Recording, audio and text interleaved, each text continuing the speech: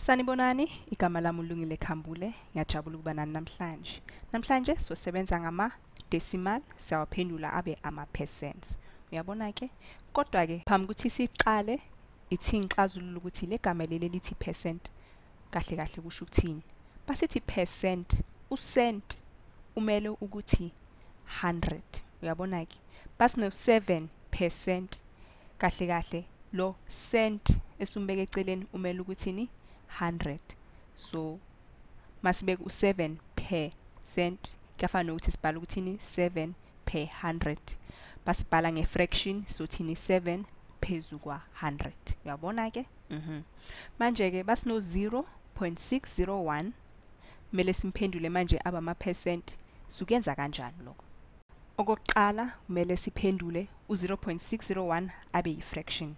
Manje ke base simphendula abe yifraction. So siyenza kanjani? So sebenzisa u100 ngoba phela sisebenza ngama percent, ingakho sizomphinda phinda ngo100 kuze abe yifraction ono 100 ngaphansi. Uyabona ke? Ingakho ke sizophinda phinda ngo100 phezu kwa 100. U100 phezu kwa 100 uyafana no1. Awuchange isibalo sethu.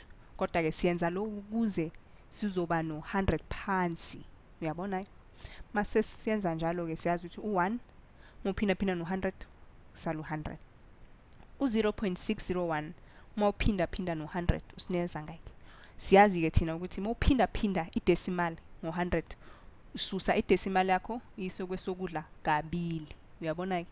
Mase senza kanjalo sothola ke impendulo yethu izosinikeza ubani 0 izoba ubani 60.1. Uyabona ke?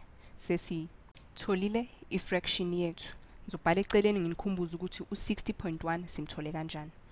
Mophinda phinda idecimal yakho ngo10 ususa uyise kwesokudla kayi1. Anithi kodwa ke thina siphinda phinda ngo100 ingakho sizoyisusa kabili. Uyabona ke? Basiyisusa kabili sithola u60.1. Ke sesine fraction yethu sesingakwazi ukuyiphendula kalula iba ama percent ngoba siyazi u60.1 phezu kwa 100 uyafana nokuthi uthini 60.1 per 100. Siyazi futhi ukuthi u60.1 per 100 ungambhala uthini 60.1%. Uyabona ke? Ungabhala uthi 60.1% noma ufaka iphawu lakho la nga percent. Uyabo? Sesikwazile ukuphendula impendulo yethu. Ngize ngikubone futhi. Bye bye.